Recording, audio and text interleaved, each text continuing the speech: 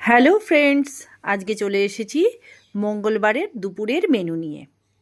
আজকে প্রথমেই রয়েছে সাদা ভাত, তারপরে লঙ্কা আর লেবু, আর এখানে নিয়ে নিয়েছি কয়েকটা শশার টুকরো, তারপর নিয়ে নিয়েছি কাঁকরোল ভাজা।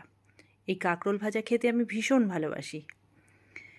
আর নেব এখানে পটল ভাজা, পটল ভাজাও ভালোবাসি খুব, এই জন্য প্রতিদিনের পাতে আমার পটল ভাজা দেখছেন আপনারা।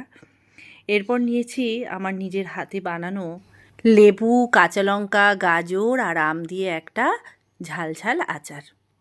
এটা আমার বিভিন্ন রকমের পদের সঙ্গে ভালোই লাগে, ডাল, সবজি।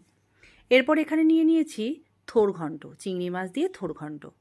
আর এখানে নিয়েছি টক ডাল, মুসুরির ডাল দিয়ে টক ডাল বানিয়েছি, সেই ডাল।